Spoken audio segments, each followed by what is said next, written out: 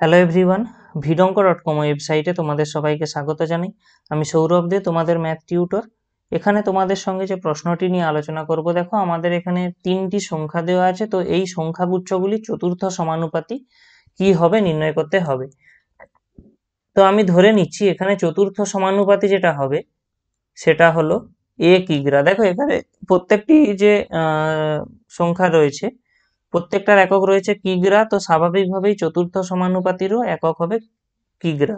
তো চতুর্থ সমানুপাতি এ কিগ্রা ধরলাম, তাহলে চতুর্থ সমানুপাতি যদি এ কিগ্রা হয় তাহলে যে রিলেশনটা আমরা পাবো অনুপাত দিয়ে সেটা কত না 9.6:7.6 সমানুপাতি 28.8:a। তো আমরা জানি সমানুপাতের ধর্ম থেকে প্রথম পদ ইন্টু চতুর্থ পদ যেটা হবে, অর্থাৎ 9.6 ইন্টু এ, এটা সমান হবে কোনটা মধ্যপদ ইন্টু এ, মানে মধ্যপদদ্বয়ের গুণফল, মানে দ্বিতীয় পদ ইন্টু তৃতীয় পদ। তাহলে এখান থেকে আমরা এ এর মানটা কত পেয়ে যাবো, দেখো 7.6 ইন্টু 28.8 বাই 9.6।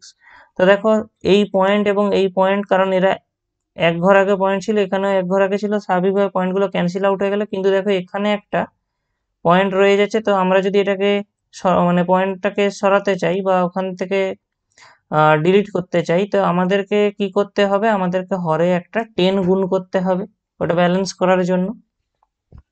তো এরপরে আমরা যদি ক্যালকুলেট করি বা কাটাকাটি করি, দেখো 4 দিয়ে কাটলে এখানটা আসবে 19, এখানে আসবে 24, আবার 4 দিয়ে কাটলে এখানে আসবে 6, এখানে আমরা পাবো 72। তো 6 দিয়ে কাটলে আমরা এখান থেকে কত পাবো 12, অর্থাৎ আমাদের এর মানটা আসছে কত 19 ইন্টু 12/10।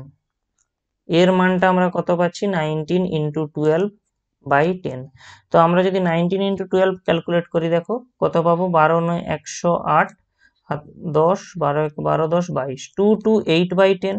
তো নিচে যেহেতু 10 আছে মানে হরে 10 আছে, তো এক ঘর আগে দশমিক পড়বে, সেই কারণে এখানে দশমিক চলে এলো। তাহলে 22.8, অর্থাৎ আমরা এর যে মানটা পাচ্ছি সেটা হলো কত 22.8 কিগ্রা। তো আমাদের এখানে চতুর্থ সমানুপাতি কত হবে জিজ্ঞাসা করেছিল, তাহলে চতুর্থ সমানুপাতি এখানে হবে 22.8 কিগ্রা।